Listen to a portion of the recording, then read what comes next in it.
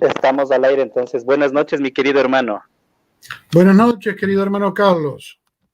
Mi querido hermano Ubaldo, qué gusto, qué honor tenerte aquí en este espacio. Vamos a conversar ahora de el grado de caballero templario en la masonería. Para empezar, mientras están disparando los enlaces, mientras están compartiendo los enlaces de este momento, quiero dar las gracias a todos los hermanos que hacen posible estos circuitos de conferencias, de charlas, que pretendemos llegar a toda la gente que está afín y que desea saber acerca de estos temas que estamos compartiendo. Y un agradecimiento especial a los hermanos del capítulo magistral, que están siempre pendientes, que nos están dando una mano, a los hermanos de la gran encomienda de los caballeros de los Andes. Un agradecimiento muy especial también a los hermanos que están pendientes de otras ramas como el Priorato de Sion, que aquí en Quito nos están siguiendo, nos están apoyando, tenemos intercambios interesantes. A los hermanos de la estricta observancia templaria también. Como no, y como siempre, un agradecimiento muy especial también a las brujitas de Casa Azul, con quien tenemos este maravilloso intercambio, esta alianza, y muy especial a Fernanda, que está al otro lado de la plataforma, dándonos una mano para que se lleve a cabo esta conferencia. Dicho todo esto, bueno, le tenemos aquí a nuestro querido hermano Ubaldo.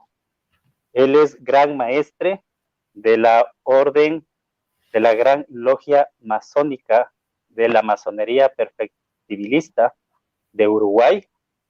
Es un investigador nato, un excelente investigador y profesional en las áreas de la parapsicología. Es mi querido hermano, colega también en la Asamblea Internacional Templaria, en donde estamos activos y colaborando con los hermanos organizadores. Y grado 33 del rito escocés antiguo y aceptado, es grado 96 de la masonería del rito egipcio de Memphis Mizraim. Y es un honor para nosotros tenerte aquí, mi querido hermano, en este espacio. Así que te doy la palabra, mi querido hermano, y conversemos. No, el honor es mío. Muchas gracias a ti y a todos los que están presentes a través del video. Sí, la masonería y los templarios son un tema muy complejo. Tienen muchas vertientes, tienen muchas aristas a pulir también en términos masónicos. Por ejemplo, y esto es muy importante en cuanto a la historia que vincula a los templarios con la masonería, hay distintas tipos de organizaciones, no hay una masonería única. Existe una masonería, por ejemplo, masculina, exclusivamente masculina, una masonería femenina, exclusivamente femenina, y hay masonerías mixtas. Esto en cuanto a los que participan de la masonería.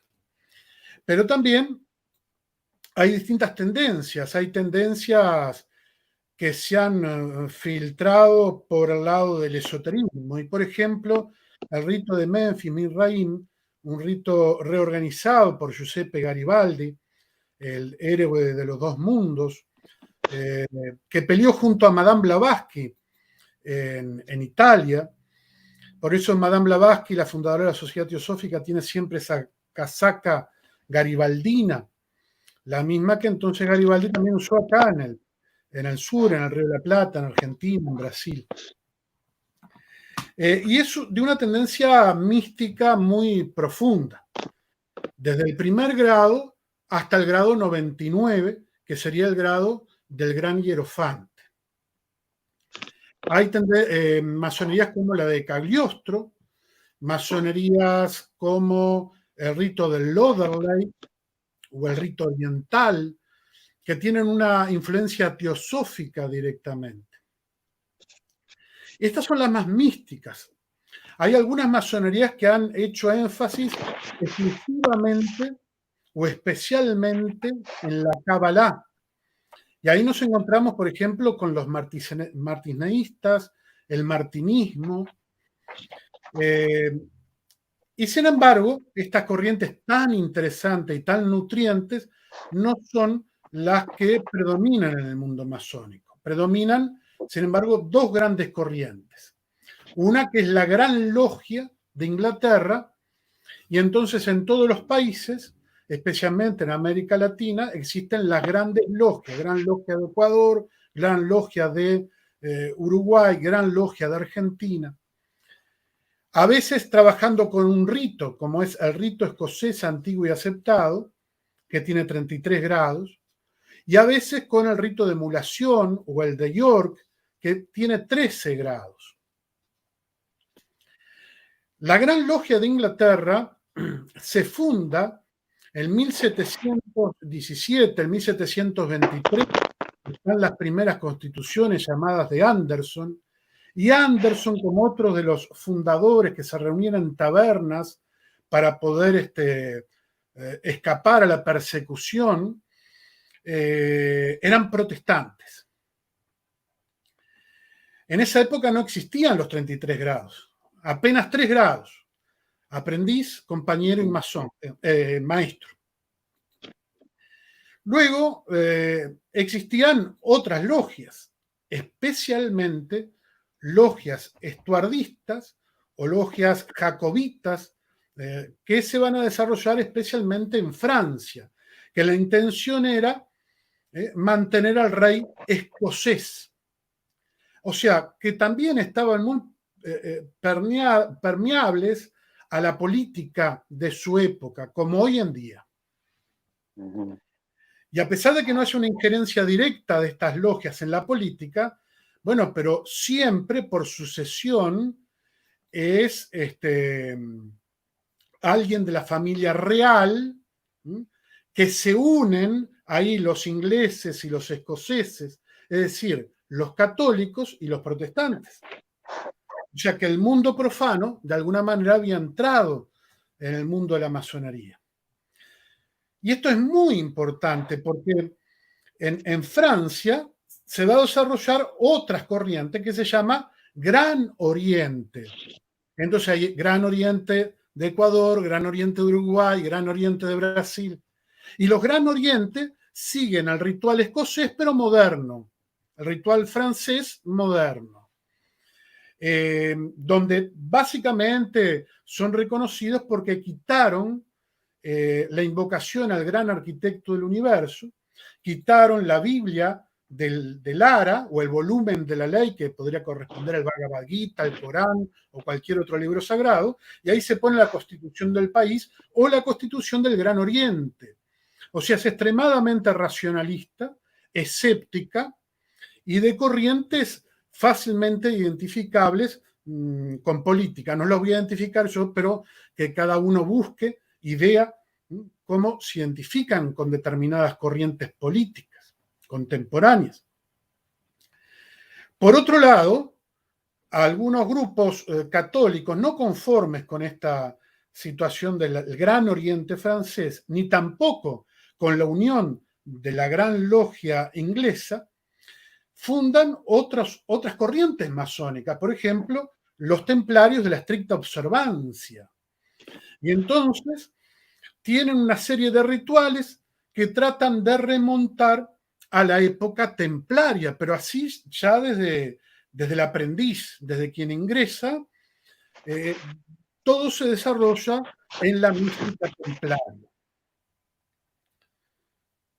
Yo diría que cabe acotar también algunos libros que han circulado en los últimos tiempos y que entonces son de alguna manera tendenciosos. Si uno busca masonería y templarios, va a encontrar muchos libros por internet y por supuesto muchos más en las librerías. Pero hay un autor, Alvarado Plana, que particularmente trata de hacernos razonar lo siguiente. Y esto haciendo yo un atrevido resumen. Dice, bueno, la orden templaria nunca podría haber sido depositaria de secretos de augustos secretos y misterios, menos que se hubiera vinculado a otras tradiciones como el Islam o tal. ¿Por qué?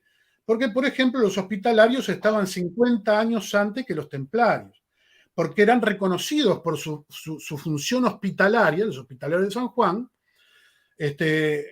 por su servicio eran reconocidos por los musulmanes. Entonces era más fácil el diálogo que con caballeros que iban en plan de conflicto con el Islam. Y de alguna manera, si uno lo mira así, podría tener cierta razón, inclusive porque los supervivientes de los templarios, algunos van a la orden de San Juan el Hospitalario. Pero esta visión de Alvarado, que es de la masonería francesa, por lo tanto racionalista, por lo tanto escéptica, está obviando lo que es la sabiduría de la tradición, el tradicionalismo de René Guénon, Titus Burckhardt, Fritz Schwann, donde lo que se va a valorar es el símbolo. Así, los templarios hubieran sido unos brutos, desarrollaron, sin embargo, un conocimiento y una cultura que tiene influencias islámicas y directamente con una orden, que es la de los hashishín o de los cuando se traduce. ¿Por qué? Porque los hashishín hacían el mismo voto de ser monjes guerreros. Eran tan eficaces que eran temidos como los ninjas japoneses, por el tipo de atentados, de acciones que tenían en la época, del poder secreto que tenían en la época. Aprendieron el secreto, el sigillus templis. Aprendieron también lo que es el desarrollo de una visión interior, que en el Islam se llama al-batin, lo interior, lo esotérico. Entonces, el autor anterior que mencionábamos, Alvarado Plana, está obviando que esta corriente templaria realmente es una corriente de pensamiento, pero que se puede enmarcar en el bhakti, en la tradición devocional, como tienen en la India y en otros lugares. Así es. Es un proceso amoroso con el Cristo, con Nuestra Señora,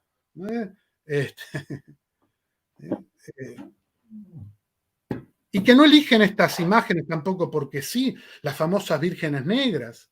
Así es. Cuando uno va rastreando el uso del blanco y el negro, del número 8, por ejemplo, que es un número sagrado para los musulmanes, para el viejo de la montaña, que era el famoso imam, líder, al que tenían tanto temor. No solamente tenían una organización profunda, que generalmente los historiadores destacan, las encomiendas, en el uso del dinero, en fin, al punto que algunos, como ya de Mayé, dicen de que habían estado en el Río de la Plata, en México, hubieran llegado inclusive hasta el Perú, en búsqueda justamente del oro y de la plata, en particular de la plata, que en un momento desaparece, de acuerdo a lo que algunos relatos presentan. Pero lo más interesante de esto es de que siempre tenemos que acercarnos desde la perspectiva compleja del ser, de lo íntimo, de lo verdaderamente real, que es la seidad, que es el Cristo en términos occidentales. Y eso requiere una devoción. Es decir, no podemos acercarnos a la orden del temple solamente de la perspectiva histórica, porque caeríamos en gravísimos problemas como cayeron los masones. Y ahí vamos un poquito más lo de los masones, ¿no? Los grados del 4 al 33, por ejemplo, en el rito escocés, se desarrolla mucho más tarde, en 1782, en una famosa reunión que se llama del castillo de Wilhelmsbad, donde representante de los martinistas, de los Illuminati, la orden perfectibilista, de el REA, el rito escocés antiguo y aceptado, de los ritos egipcios, se habían reunido en un castillo que habían alquilado a un señor que se llamaba Rothschild. Ahora, este Rothschild no tiene nada que ver con los Rothschild que acusan de que están detrás de las cosas, y capaz que están detrás de algo, pero no son ni masones, ni Illuminati, no tienen tiempo para la espiritualidad, para el proceso interior. Bueno, lo cierto es que en este lugar, en 1782, hubo discusiones muy fuertes, especialmente entre el barón Hunt y también el barón Knight, de los justamente perfectibilistas o mal llamados Illuminatis de Adam Weishaupt. Porque él quería rescatar un poco la tradición monárquica, la tradición de las cortes. Había muchos reyes, muchos varones, muchas condesas que estaban en las órdenes de la estricta observancia. Mientras que los perfectibilistas, al revés de lo que dicen los conspiroparanoicos, ¿no?, eran realmente revolucionarios. Querían que cayera el rey y que cayera la iglesia, porque de esa manera se vengaba a Jacques de Molay. No se iba a vengar a Jacques de Molay transando, digamos, con las jerarquías profanas. De esas logias vinieron, imaginemos, ¿no? Por ejemplo, a Estados Unidos fue Benjamin Franklin, Washington. América Latina, Oribe en Uruguay, Bolívar, San Martín, O'Higgins, y una lista enorme de patriotas latinoamericanos que eran miembros de estas logias perfectibilistas, que en la época se llamaban logias Lautaro. Lautarina, sí. Exacto. Entonces, ellos ya en 1810, pasado el convento, existían los 33 grados. Pero para ellos eran reales. A O'Higgins, porque estaban en el medio de una lucha por la independencia, no le hacían la imposición con la espada. La imposición era con un revólver que lo ponían en su cabeza, ¿no?, y si rompía el juramento, iban a tomar su vida. Entonces, los juramentos solamente con la espada, claro, cualquiera los pasa, pero los juramentos con un revólver en la cabeza son muy difíciles en medio de esa revolución. Rescato también esto de que los perfectibilistas entonces buscaban absolutamente lo contrario a lo que se está presentando siempre en Internet. El énfasis en los dos, entonces en el REA, poco a poco hubo que, los reyes fueron pasando, imaginemos Francia, ¿no? Revolución Francesa, esto, lo otro. Entonces, ya los reyes no tenían importancia, pero había que mantener cierta cosa. Por ejemplo, el uso de algunas vestimentas, sombreros, capas, en fin, que correspondían a la nobleza, pero que ya para una masonería que decía donde igualdad, fraternidad, libertad, no encajaban. Por eso algunos autores dicen estos grados podrían estar desfasados de la historia y de la realidad, inclusive de la realidad iniciática. ¿Cómo queda comprobado esto? Porque claro, cuanto más cantidad de grados, más rápido se hacen pasar. No es que uno va pasando grado por grado por grado. Pasa unos cuantos años en los grados simbólicos, aprendiz, compañero y maestro, pero después sigue maestro, secreto, etcétera, etcétera, etcétera, y llega al grado, incluso lo que llaman los capítulos Rosacruces, que ya tienen esbozo de lo templario, hasta llegar en el grado 30, 31, 32, 33, ¿no?, al capítulo templario, a la asamblea templaria. Así que, como dice Guénon, algunos elementos se pueden rescatar y ser llevados en el ritual para la transformación íntima del ser. En el grado tercero, y no estoy cometiendo ninguna infidelidad ni violando ningún secreto de la orden,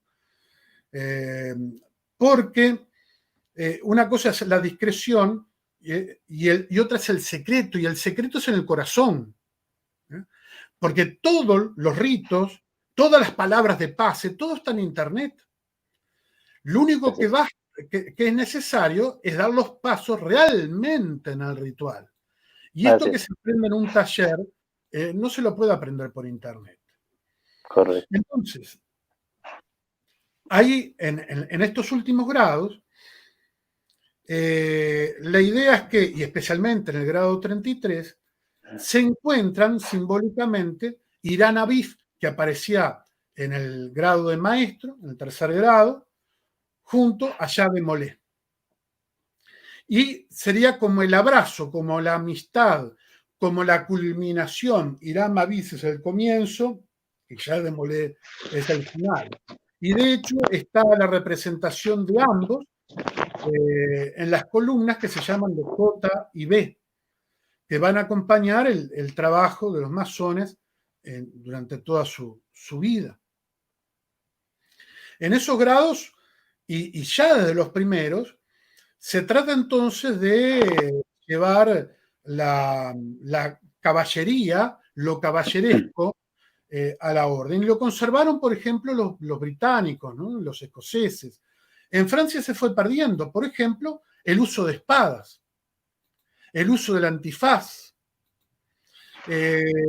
algunas otras usos como son bandas, etcétera, que se van perdiendo, oficios que se van perdiendo porque molestan al nombre. Por ejemplo, hay oficios muy importantes en cualquier logia simbólica masónica, que es el venerable maestro, el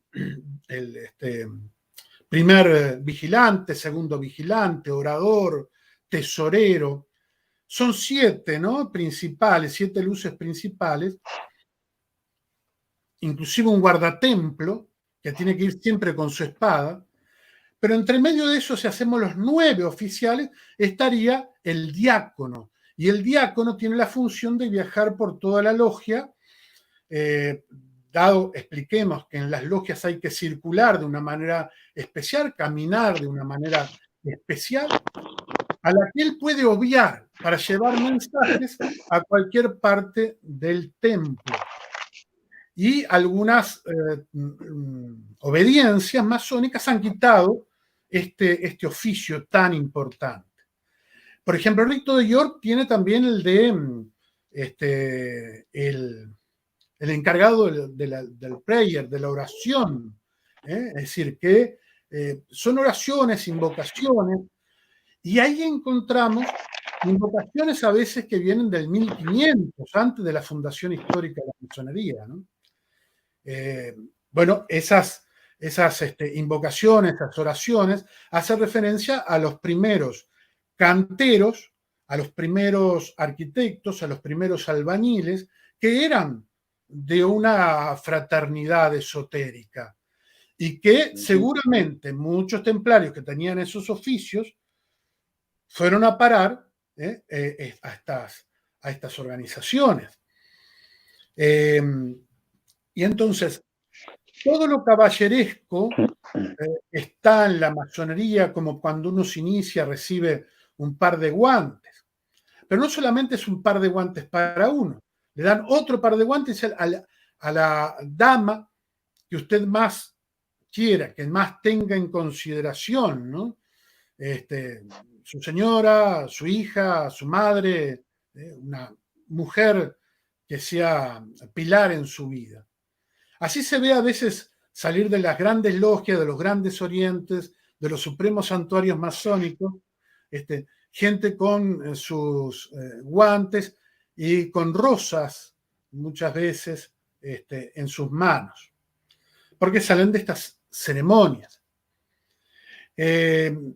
Desde el grado 30 al 33 se empieza a trabajar también con la cena, por ejemplo, con la Santa Cena. Siempre digo, no hay una masonería cristiana, ni hay una corriente templaria que trate de estar fija en la tradición si no es cristiana. Entonces, por ejemplo, la comunión, la Eucaristía, la transformación del cuerpo y la sangre de Cristo, del vino y del pan, de esa transustanciación, es algo central del Bhakti del templario, pero también debería serlo del masón en los altos grados. Lástima entonces que con la influencia de la gran logia británica, que infelizmente siempre han sido piratas, como de los grandes orientes franceses con el racionalismo, se perdieron estas tradiciones que nos vinculan con lo primordial, con el rey del mundo, no es al rey Felipe, al Papa, es al rey del mundo, de Lagarta, de Shambhala, ese rey que vive iluminando nuestra razón. Entonces, el único rey que puede estar entronado en esta época que hablamos de democracia y todo, es en nuestro interior. Por eso, por ejemplo, los perfectibilistas quitaron el uso de algunos sombreros, de algunas cruces y tal, que se utilizaban y se utilizan en el grado 33. Pensar a veces que hay gente que piensa, y obedientes enteras, que en el grado 33 no es necesario el uso de mandil. Pero entonces, es decir, si fuera una persona que llega al grado 33, está autorrealizada, es un maestro de sí mismo, quizá no necesite mandil porque ya no tiene con qué trabajar, no tiene por qué ensuciarse las manos ni el cuerpo. Pero el mandil es un protector del trabajo. Y aunque se llegue al grado 33, al grado 99, al grado 13, siempre se tiene que estar trabajando. Y es necesario entonces un mandil. Ese mandil que aparte es un símbolo de protección de los chakras. Como también el diseño de la cruz templaria, que también se usa. Es decir, en la túnica templaria, la capa templaria, en los grados que hacemos referencia. Son protectoras de los chakras. Seguramente, nosotros hoy hablamos de chakras, pero seguramente yo hablaré en términos cabalistas y cabalistas cristianos, ¿no?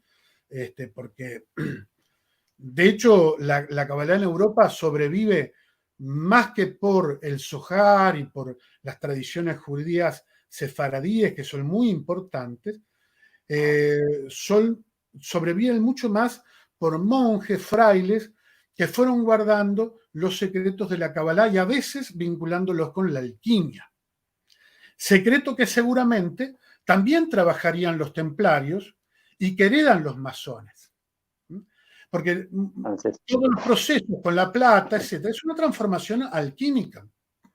Pero aún es alquímico mucho antes de que viniera la película El Secreto y otras películas de pensamiento positivo. Esto de usar un papel que decía, bueno, yo tengo tanto dinero acá en París y cuando vaya a Jerusalén retiro el mismo dinero. Y sin usura, cosa que hoy no existe. Hoy existe la tarjeta electrónica, pero nos están cobrando aunque no la usemos. Los templarios no hacían eso, ¿no? Entonces es muy interesante porque nos está dando pautas también para el siglo XXI. Por eso, como muchas veces decimos, el templo está vivo, el templo vive. Y el espíritu masónico templario también, aunque sea en contados dedos de las manos, en contadas obediencias y ritos.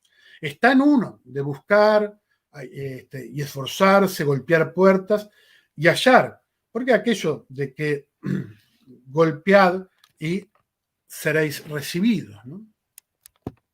Así es, así es.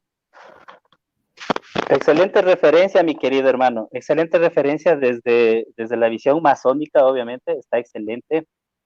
Como siempre decimos nosotros aquí en nuestro espacio, y es nuestra campaña, en nuestra orden incluso, trabajar por lo que une al ser humano, ¿sí? Encontrar los puntos de convergencia y definitivamente ver cuáles son los puntos de unión.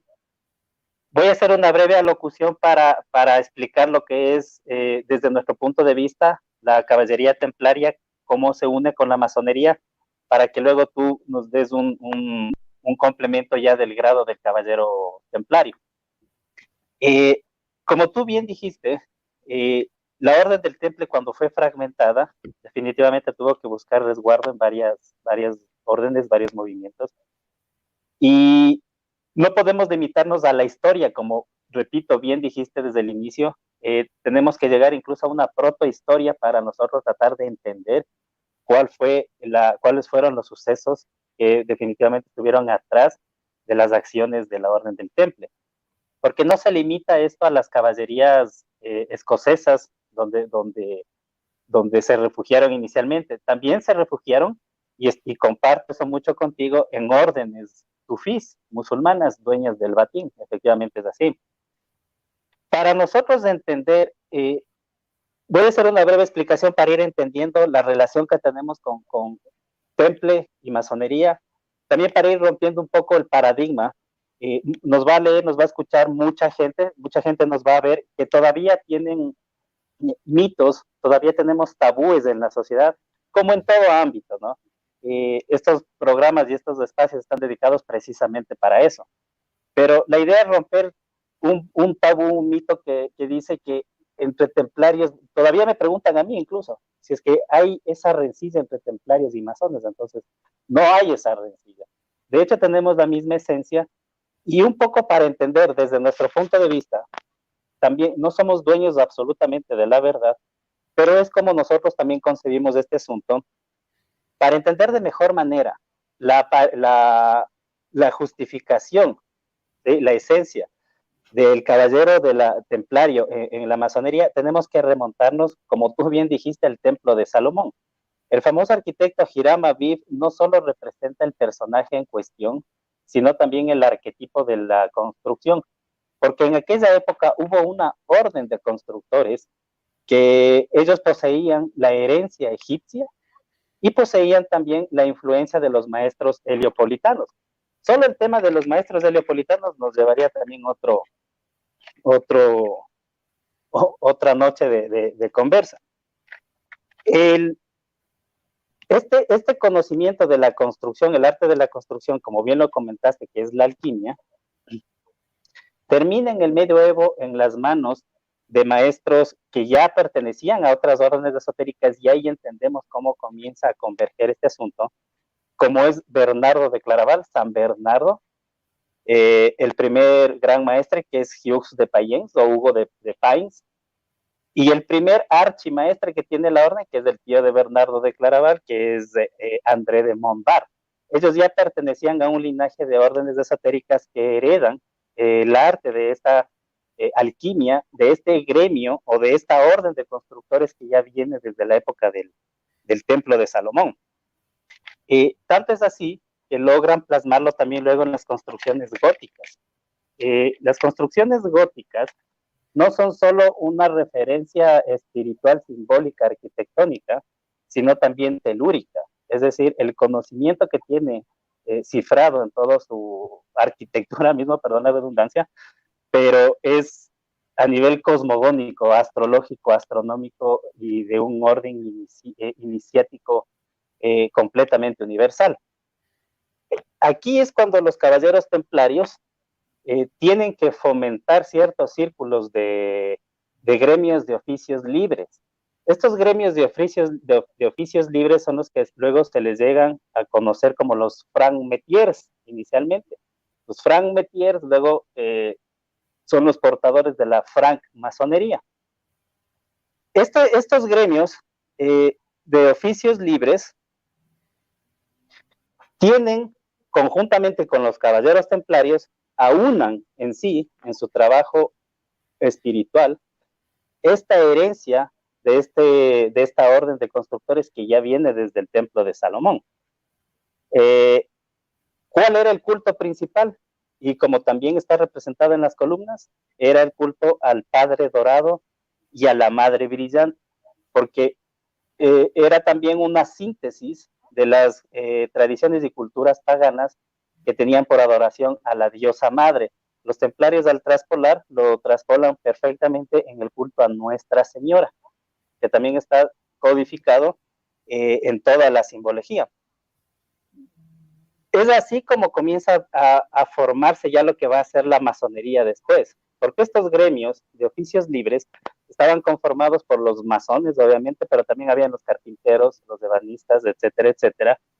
Y si nosotros decimos que el temple y la francmasonería son hijas o hijos de Egipto, no hay ninguna contradicción precisamente por esta correlación que estamos haciendo. Porque para pasar cualquier orden iniciática actual, para pasar a sus estudios, saltarse hasta la época de Egipto y más allá, etcétera, etcétera, tiene necesariamente que pasar por la orden del temple medieval. Es así que la noción del temple es sinónimo de arquitectura y construcción. El temple viene a ser la expresión máxima de la estructura y de la construcción de sí mismo. Por eso es que comienzan a formarse estos gremios y tenían por objetivo el trabajo interior, el arte de la transformación, que era netamente alquímico. El sistema masónico como tal, antes de que exista la institución masónica, el sistema masónico como tal viene de las criptas de Egipto, ¿sí? Pero se le considera como una aparición de segundo grado, porque obviamente contiene los arcanos universales, los arcanos íntimos universales, pero nosotros consideramos que el temple procede de las mismas criptas, pero en primer grado, en primer orden. Ahí es cuando comienza a formarse ya lo que va a ser los franc-metiers, que vienen de este antiguo campañonaje que se le llamaba, pues el campañonage, que es el arte del compañero, inclusive, desde la época de los obreros constructores en el Templo de Salomón. Esto quiere decir que la orden del temple en sí ya tenía la masonería operativa y masonería especulativa. Operativa porque en el arte mismo de la construcción exteriorizaban el proceso interno alquímico, y especulativa porque aceptaron en los gremios personas que al no ser operativos, pero aportaron enormemente con su sabiduría, con el lenguaje, con el simbolismo y etcétera, etcétera. Por ejemplo, Dante Alighieri es un personaje importante también en nuestras investigaciones, le consideramos un hermano mayor. Él, cuando ya habla de cómo hay que seguir el camino desde el infierno al purgatorio, al paraíso, ya está desde esa época. Estamos hablando de entre 1300 y 1320. Él ya está hablando y está revelando, incluso expone los símbolos que luego van a ser utilizados en las distintas masonerías especulativas. Y ya no solo en el campañonaje, sino en las masonerías especulativas también. Pero antes de los gremios y de la masonería, el temple en sí, en su seno, lleva el sello de María Gloriosa. Y María Gloriosa es nada más que la Real Rosa Cruz. Esa es la verdadera consigna que da Bernardo de Claraval, que nosotros le consideramos como el adepto de la eclesia interna o de la eclesia secreta. Y Dante Alighieri, casi más o menos 200 años después, traspola los escritos de Bernardo de Claraval, porque es un fiel admirador del culto marial de Bernardo, y traspola, inclusive para los monjes soldados, a manera de odas y a manera de poemas, los escritos de Bernardo. Y tenemos uno, por ejemplo, que dice: a fin de que lleves a feliz término tu viaje, para lo cual me han movido el ruego y el amor santo, vuela con los ojos por este jardín, pues mirándolo se avivará más tu vista para subir hasta el rayo divino. Y la reina del cielo, por quien ardo enteramente en amor, nos concederá todas las gracias, porque yo soy su fiel soldado. Entonces, de aquí que nos dejan una muestra en el medioevo de que efectivamente había un arte de la construcción interna, un dominio pleno de la alquimia, y que el trabajo interno obviamente es un proceso arduo, es un largo camino espiritual, definitivamente. Dicho esto, con este pequeño complemento, mi querido hermano, coméntanos tú cómo es el grado de caballero templario en la masonería. Bueno, vuelvo a lo que les decía, ¿no? La diferencia entre secreto y discreto. Lo que uno puede revelar de los últimos grados, sean los grados en el REA, en el Memphis Misraim o perfectibilismo, es de que tienen esta etapa templaria como en cada uno de las anteriores, como si fuera una escuela, en cada uno de los anteriores grados han pasado, por ejemplo, por el rosacrucismo, los rosacruces, han pasado por justamente la alquimia o la cábala, por el simbolismo básico en los primeros grados. Y entonces el nombre que tiene, o uno de los principales nombres que se le da al grado 33, es de soberano gran inspector. Bueno, lo de soberano puede chocar un poco si lo vemos de la perspectiva esa de la nobleza, pero hay que verlo en el sentido etimológico, ¿no? De decir, de independiente, de que su decisión es muy importante. Y esto vincula a lo que recién estabas también expresando, y que yo lo veo desde la perspectiva de los arquetipos universales, ¿no? El soberano gran inspector, el guru o el sadguru en la India, o el kut entre los sufis, o el Sheikh al-Akbar. Entonces, siempre está esta categoría de guías, de orientadores, porque aparte de soberano, es inspector. Quiere decir, no tiene una función tanto ya de trabajo en el laboratorio alquímico, de trabajo de custodiar vestimentas en una investidura, ni de preparar la logia, ni siquiera a veces de una plancha. Si plancha se llama los escritos que se leen en los trabajos, en los distintos grados. Sino que tiene la función de ir observando qué sucede en la orden, soberano inspector. Siempre representado por el águila bicéfala también, que aparece en sus bandas o en los sombreros o en las entradas a las grandes logias, grandes orientes, a lo que llaman los supremos consejos de los 33. Y aparece el águila bicéfala, que en los escudos europeos es tan común. Y muchas veces yo me cuestionaba, digo, bueno, pero si vamos a también trabajar y reconocer que son símbolos, podríamos tener el cóndor bicéfalo, por ejemplo.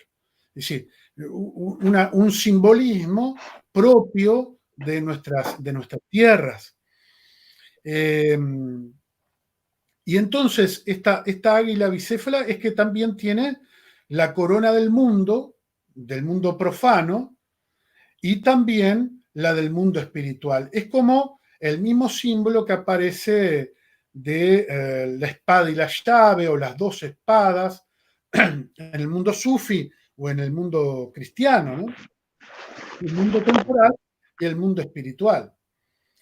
Entonces haría alusión a personas que han logrado esta autorrealización, este proceso de ser canales de lo trascendente, del gran arquitecto del universo, que de hecho esa expresión va cambiando, ya inclusive a veces en los rituales de más tendencia racionalista o escéptica, a veces aparece signos que estaban vinculados a los mismos que hacían los frailes, ¿no? Benedictinos, que, por ejemplo, en los signos de auxilio, en el tercer grado de maestro.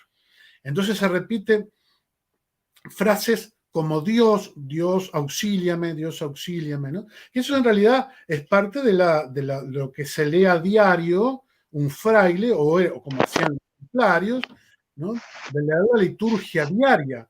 Y esto incluso viene en una hojita separada, porque siempre se repite. Y esta palabra de Dios, entonces, del gran arquitecto, con lo que cada uno vaya entendiendo como lo trascendente, va cambiando en cada uno de los grados. Vamos comprendiendo otra dimensión de la seidad de la que somos uno. Cuando se dice también en estos grados, uno para todos y todos para uno, no es en el sentido de los tres mosqueteros, es en el sentido de la unidad, sean uno como yo soy uno con el Padre. La última instancia, el último grado, debe ser este grado de unión plena con la sabiduría, con los que los teósofos dicen es el studi, el intelecto. Y entonces este intelecto va a alumbrar las decisiones que el soberano inspector tome sobre la orden, o que el consejo de soberanos inspectores tome sobre la orden. Hay una disponibilidad incluso de cómo se deberían sentar, casi como el círculo artúrico de la mesa redonda. Entonces, es otra la forma, porque son todos en el mismo grado. En las logias simbólicas hay aprendices, hay compañeros, hay maestros, entonces se van sentando en distintos lugares, los aprendices en las primeras filas, los compañeros en la segunda, los maestros en la tercera, y los que ya tienen grados filosóficos van al oriente, donde se sienta el gran maestro. Y ahí, bueno, hay una serie de rituales, algunos de los rituales que se podrían rescatar, que seguramente provienen de la investiduras y de la aceptación ya como profesos de los templarios, de la primera regla templaria, ¿no? Y las que posteriormente se fueron sucediendo. Igualmente, el temple y su mística, entonces, que es una mística de Bhakti, está vinculado también con otras místicas como la franciscana, de San Buenaventura, y podemos entonces ver que en la masonería se desarrolla una mística teosófica, ¿no? Entonces hay una comprensión de los vehículos de conciencia.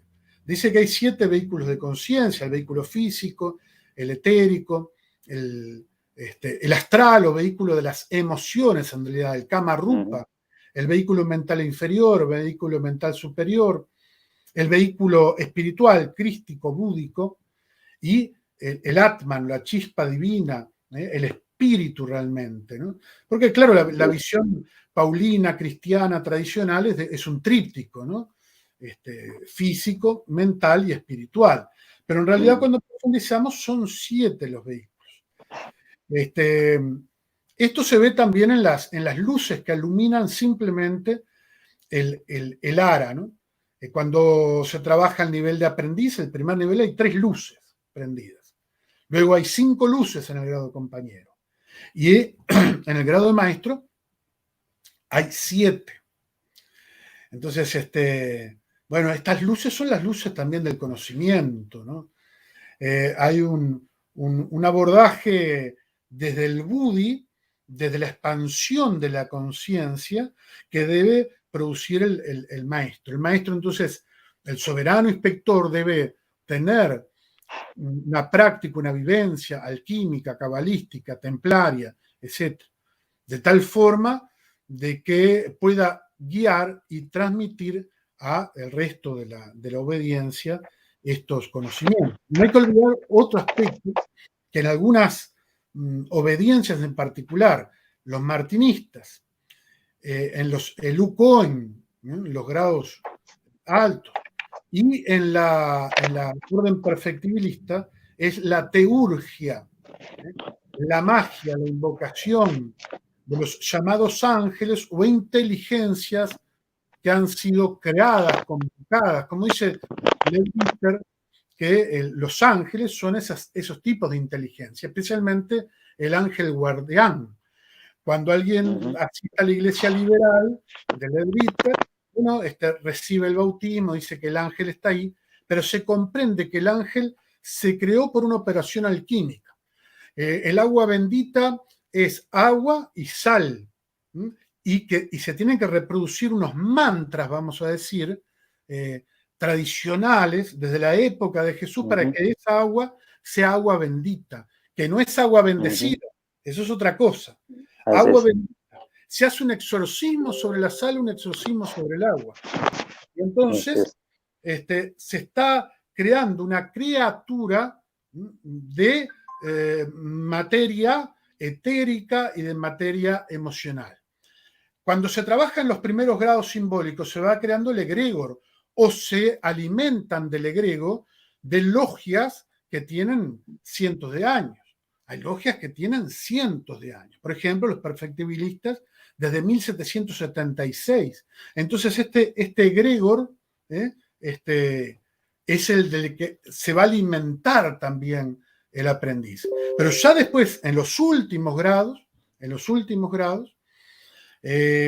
ya el soberano inspector puede dirigir esas fuerzas y lo hace a través de espadas. Por ejemplo, los venerables maestros en los grados simbólicos tienen que tener sobre su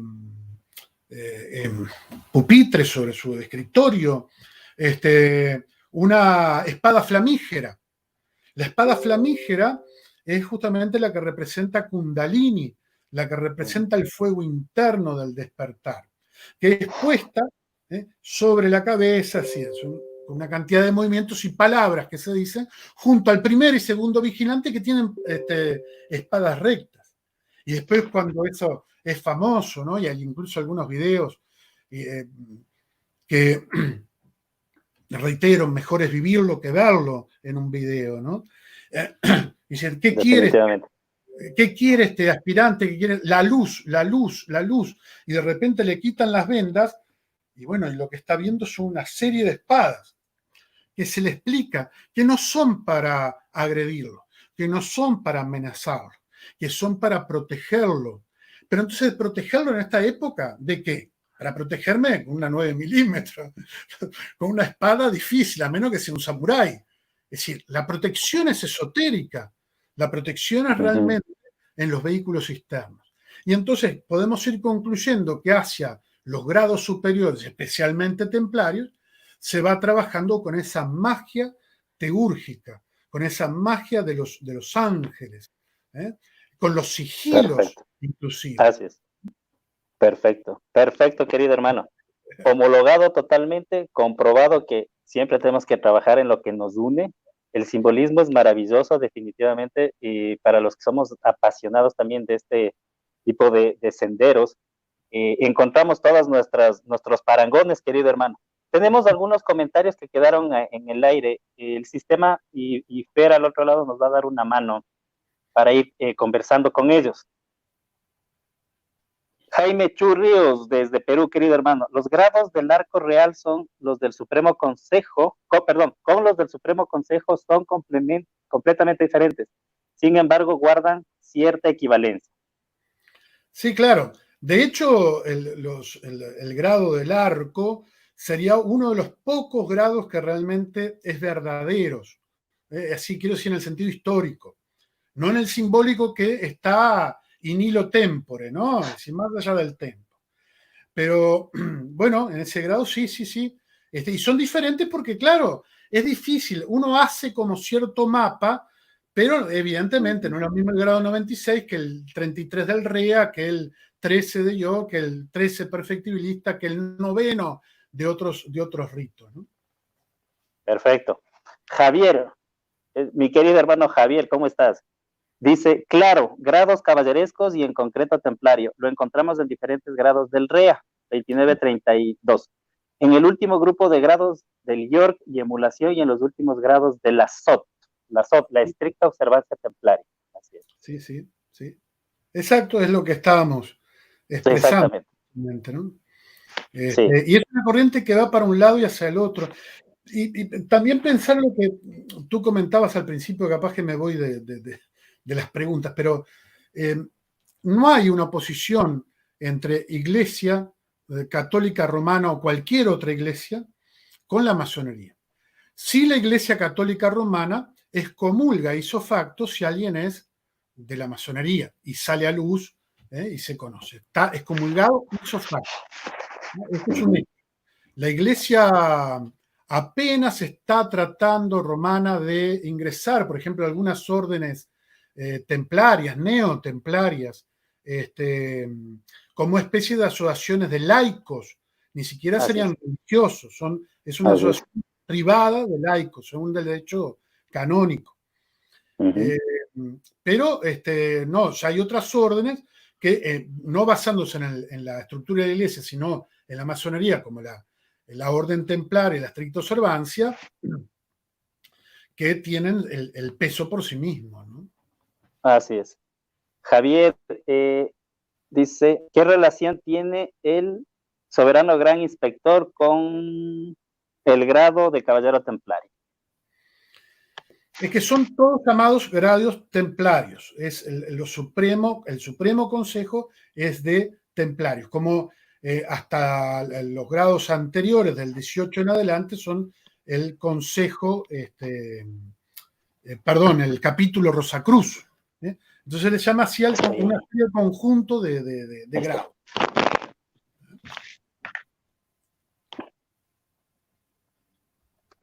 Saludos, por favor, ¿cuál es su concepto para la vida de la mansalva y relación con los templarios? Henry Arellano.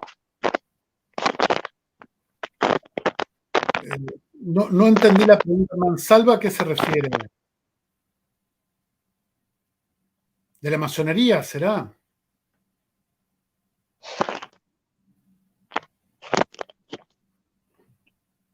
Escucho. A ver. Mansalva en relación con... ¿Ahí se me escucha? Sí, sí. Sí. Querido hermano, no te escucho a ti. Déjame ver si... Ah, bien, bien. No. Bien. Yo acá tengo abierto el micrófono. Se fue la voz, parece. A ver.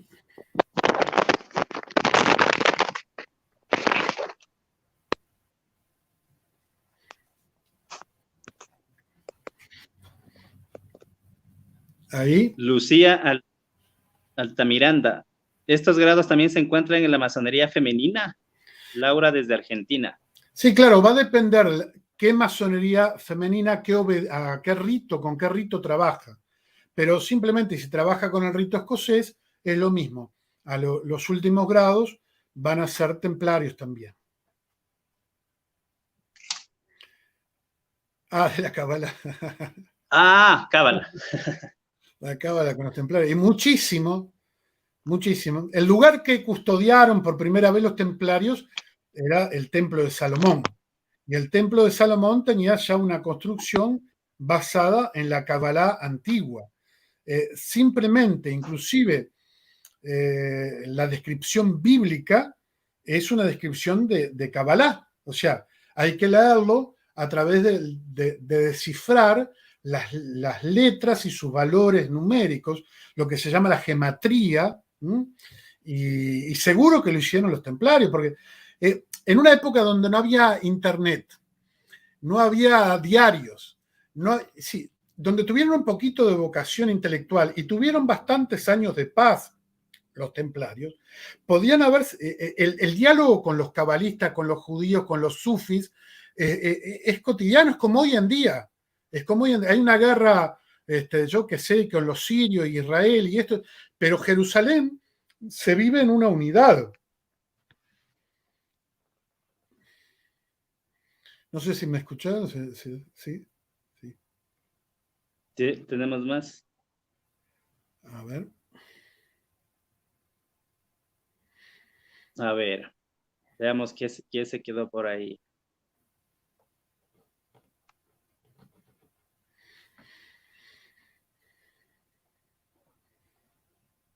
Dependiendo del rito hay más de 33 grados.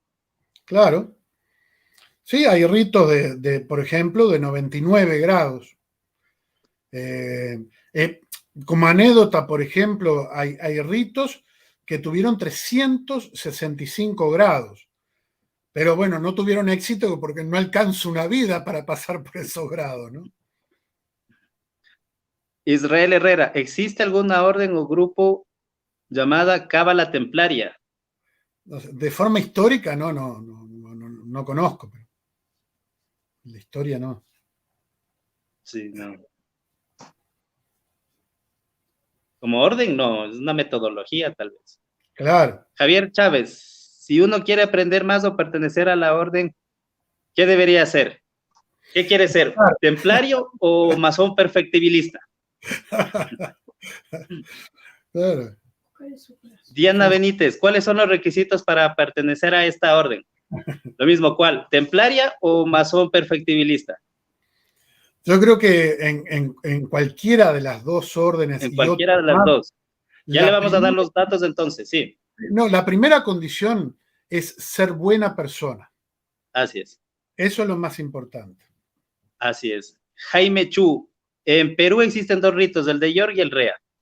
En el York los grados filosóficos llegan hasta el de caballero templario y en el Rea hasta el grado 33.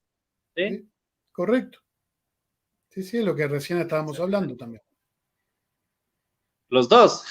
Diana quiere pertenecer a los dos. Te vamos a pasar los datos, Diana, seguro. Seguro que sí. Estás en buenas manos, sobre todo con los perfectibilistas y los templarios acá en Ecuador también. En Ecuador. ¿Tenemos algo más por ahí? Listo, entonces, siendo las 20 horas 37 minutos hora Ecuador, mi querido hermano del alma, Ubaldo, te agradezco mucho por tu presencia y por tu participación. Es un honor para nosotros, para mí personalmente, para la orden también. Te mando un fuerte abrazo fraterno, vamos a seguir en contacto y bueno, sigue cuidándote mucho, por favor, y a la distancia, hermano, un fuerte abrazo. ¿Sí? Igualmente. A mis hermanos templarios, no se olviden, cumplan con las labores de su oficio, porque la obra jamás se suspende. Ubaldo, tus palabras de despedida. Igualmente te decía, querido hermano, y a todos los que estuvieron presentes, muchísimas gracias. Y bueno, siempre estamos de pie al orden, como decimos en la masonería, para difundir o estar a disposición para cualquier conocimiento que podamos colaborar. Muchísimas gracias. Perfecto, mi querido hermano. Gracias a ti. Un fuerte abrazo. Un fuerte Chao. abrazo. Chao.